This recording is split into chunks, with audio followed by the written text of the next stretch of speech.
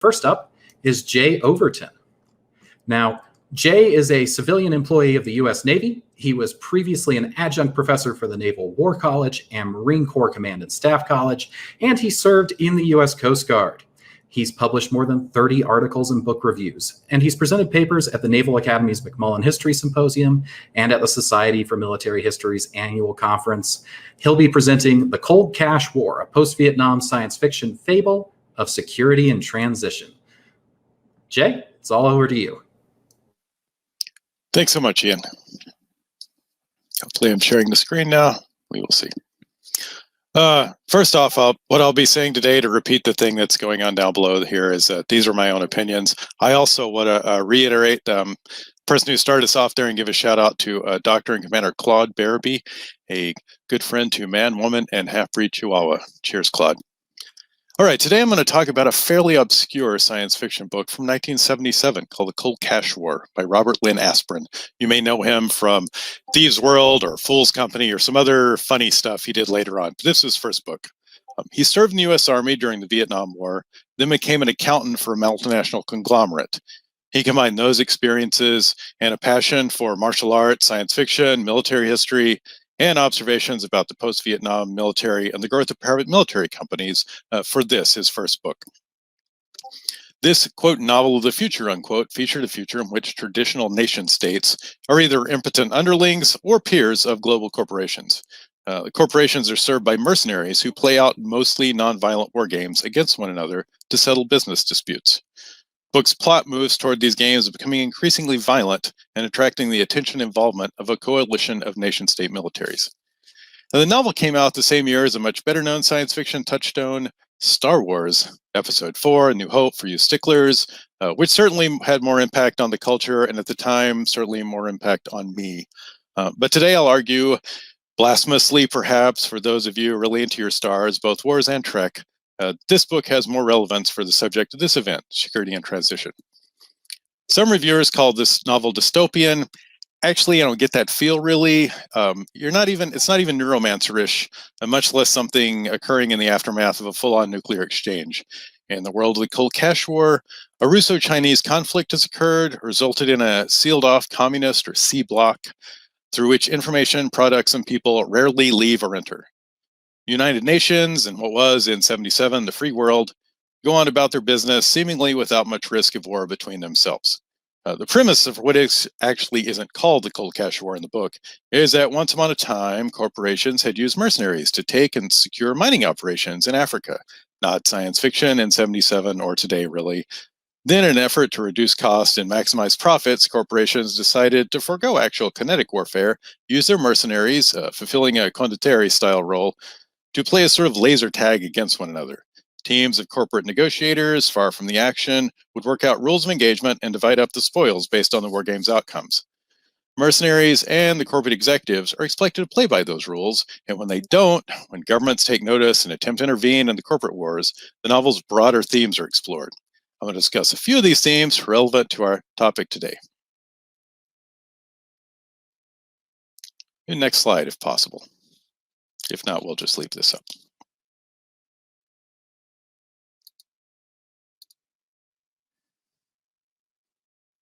All right. First off, in the Cold Cash War security and transition scenario, with vulnerable institutions in flux, obvious decline, or just irrelevance, loyalties are to personal interest rather than institutions. Book's four main characters, a mercenary, a corporate negotiator, corporate PR guy, and a private information broker, are all loyal to their professions and their respective professional codes, but to nothing else beyond that and their next paycheck. That motivation isn't condemned in the book, really, it's celebrated. Political leadership is shown as being corrupt, dishonest, and self-serving, less popular than even the warring multinationals, while the government militaries are also less professional and less popular than the mercenaries. Two scenes of self-sacrifice, both from secondary characters, are done out of a sense of honor to professional codes of conduct, rather than on behalf of a nation state. Next, battlefields and combatants can be anywhere and anyone. In the novel, the corporations lease areas, unpopulated and remote, to play out their wars. Non-mercenary corporate executives who wish to be involved in the wars wear kill suits designed to render the wearer okay, but temporarily incapacitated if they're struck by one of the agreed-on non-lethal weapons, thus sparing any real cost in blood and very little in treasure. Once diplomacy of business breaks down, it's carried on by other violent means against whatever and whoever most effectively destroys the enemy's will to resist. The legitimate targets can be corporate executives in a movie theater who appear to be breaking the rules of the game, and senior military officers at governments who go against the corporations. Once the governments intervene, corporate mercenaries quickly shift from their prescribed games to asymmetric warfare, or perhaps more accurately, irregular warfare, as the corporations attempt and succeed in getting the civilian population on their side. Even in the cold cash war, money isn't everything. In this work, nation-state militaries exist, but their effectiveness is dependent on equipment made by private companies. Science fiction, right? So when the nations turn against the corporations, with fewer personnel and technically outgunned, have the ability to stop the equipment from working. In the book, a U.S. Army general states in a press release that the warfighters under his command are more important than the weapons, and subsequently the corporations hack his people's systems and have them commit numerous acts of fratricide, and then they cut off their communications, effectively stopping them as a fighting force. However good the equipment is, the strength comes ultimately in who really controls that equipment. Hard power wins out over the symbolic economy, and the characters and the readers are taught the simplistic, if profound, lesson that political power grows out of the barrel of a gun. Speaking of Chairman Mao, in the Cold Cash War, the strategic canon is still relevant. Nature of the Cold Cash War is not different from that of the Peloponnesian War or the thousands of others that have blighted humanity in the intervening centuries. Fear, honor, and interest are, in this future, still the motivators of why entities go to war with one another. Clausewitz gets an overt shout-out in Two Mercenaries' conversation. Sun Tzu and Machiavelli get at least implied mentions. Florentine would seem most relevant for this, particularly his chapter 12 of his letter to Lorenzo the Magnificent, where he says that mercenaries are useless and dangerous. They're disunited, ambitious, without discipline, faithless, bold amongst friends, cowardly amongst enemies. They have no fear of God and keep no faith in men. But again, in the book, the mercenaries here come out looking better than the government troops, so maybe that's not so relevant, or at least not that particular chapter. One last thing, not a major theme of the book, but this is NavyCon, and you got to dance with them what brung you. What do we do about sea power here? Well, there's a brief mention of fishing interest, and the only real kinetic action we get is talk of a past destruction of a government ship and corporate mercenary frogmen attacking a Greek Navy riverine craft, which is in Brazil as part of an international effort to intervene in the corporate wars. It's just using the river to attack the mercenaries who are operating from land. Corporations have their own air power, but there's no significant mention of their use of the sea. If staged competition is being done to keep costs down, not really about sea control or maritime power protection, I suppose even conflicts between maritime interests would be both carried out on land. If you want to pick a fight with someone, even if it's over a swimming pool, probably easier for you to do it both out of the water. Now, I refer to the book as a fable. More accurately, I should call it a parable, since there aren't really animals teaching lessons.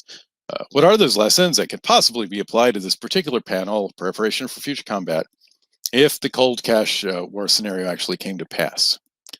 Well, first off, an obvious one would be that if corporations start doing something like this, fighting wars amongst themselves with no real impact to the governments, then government militaries shouldn't get involved. In this book, multinational corporations and non-state actors are more agile and resilient than multinational coalitions of governments, and going up against them ends up being a classic blunder, similar to going up against a Sicilian when death's on the line. If a policymaker is dumb enough to do that, however, and they and the people planning and executing that involvement, they shouldn't expect anything or anyone to work as planned or advertised, no matter how much was spent on that. The opaque loyalties and convoluted money trails will rearrange hierarchies and add a shadow of doubt to everything from intelligence reports to the performance of smart weapons and less smart generals. On a strategic, operational, and tactical level, that would also mean that everyone is essentially working for themselves.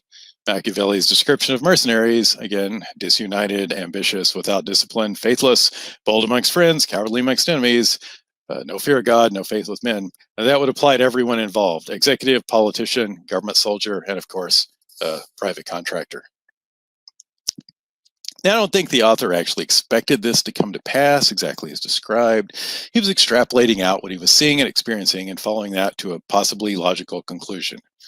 You got rampant smoking, day drinking at work, payphones, and overt and accepted sexual harassment. We'll turn off those expecting anything too literally predictive. Note I used overt and accepted as qualifiers. But money has and will continue to play a significant role in national and international security, or at least how those fuzzy ideas are measured. And there are several ideas, often underexplored at least, mentions of concepts we're now familiar with.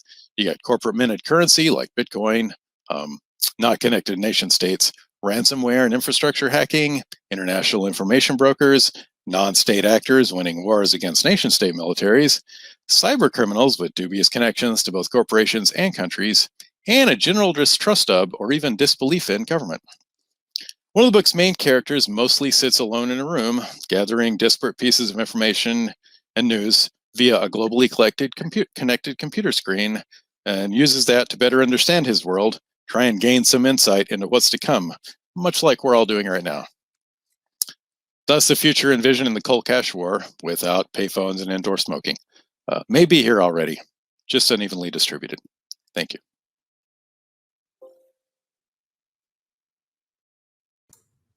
All right. Thank you so much, Jay. That was a fantastic presentation on a well-loved author who doesn't get enough recognition for the serious side of his work, in my opinion.